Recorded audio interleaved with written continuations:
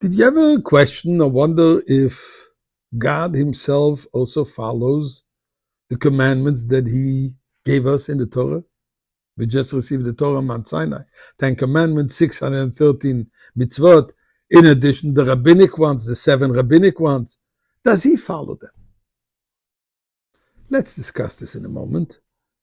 But first, He certainly takes care of us. And for this, we owe Him a huge thank you. So let us say a little chapter of Tehillim. Chapter 100. Mizmor l'soida rila dene kolot ivdus adene v'simcha. Boy lefano benona duka dene v'limu asana v'la nachtam v'tzay marisay. Boy yishor v'soida chatzroise v'sila hoide levach shmoy. Ki toy v'adene lelom chazdo v'yador v'dor emunasoy. A little bit of charity, some tzedakah, whatever you can give, and maybe sometimes a little extra effort is what it's all about. So back to my question. Does God perform the mitzvot? A pasuk in Tehillim that we say every morning in the services in Hallelujah. Magid devorav liYaakov chukov u'mishpatov liYisrael. Magid devorav, he declares his words to Yaakov, to Jacob. Chukov u'mishpatov liYisrael. His rules and his ordinances to Israel, to Yisrael. The Medrash tells us that what the meaning of this verse is, that what God Himself does is what He commands us to do. And in fact, what He commands us to do, He does too. Now, what does it mean? It seems like a play of words. But what it means, the second part is, He told us that the Rabbanon, the rabbis, have the power to institute more stringencies, certain rules. The 7 rabbinic mitzvahs. Even this He does too.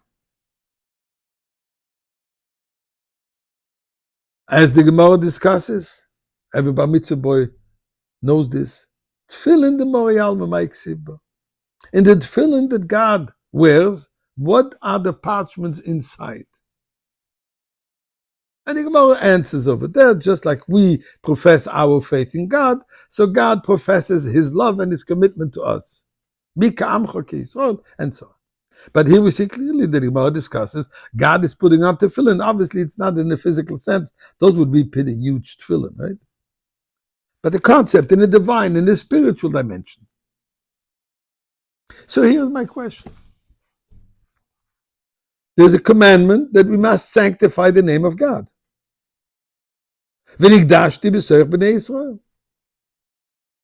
We have to sacrifice ourselves, is what that verse means. That's how the Gemara understands it. That there are certain times, let's say if a person, God forbid, is called to worship idols, he has to give his life for it.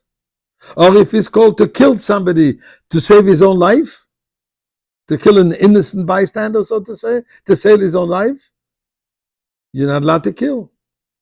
The same thing is with incestual relationships. You're not allowed to do it. You have to give your life for it. Which is v'nigdashti kedoshim tiyeh. We should be willing to. A person has to be willing to give his life away for God. How does God do this commandment? Where does He sacrifice Himself? See, here's a beautiful thought. The parsha of this week discusses the laws of a soita. What are these laws? If God forbid, a married woman is suspected of inappropriate behavior, the husband is suspecting her. So the Torah says there's a whole process. You got to bring it to the Kohen. And the Kohen will question her. If she admits, obviously they have to get divorced, but she goes home.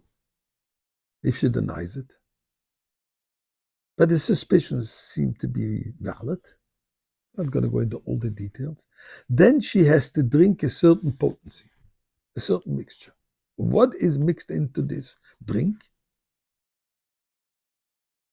Including in this drink is a parchment which is written verses, biblical verses, with the name of God on it.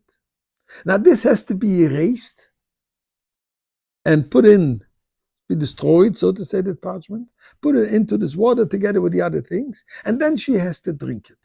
Now, if, in fact, it's true that she has not done anything inappropriate, it will be a great blessing for her. If God forbid she did commit a sin, then this will be her downfall. She will be severely ill and die from it. But here we have an interesting thing. We know we're not supposed to erase the name of God. Says God, in this case, where it is to bring peace and harmony into the home, where it is to bring purity and holiness in the Jewish community, I'm willing to allow my name to be erased. God's sacrifice. God is sacrificing himself for our benefit.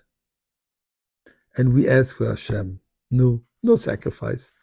We want to bring sacrifices already in the Beis HaMikdash.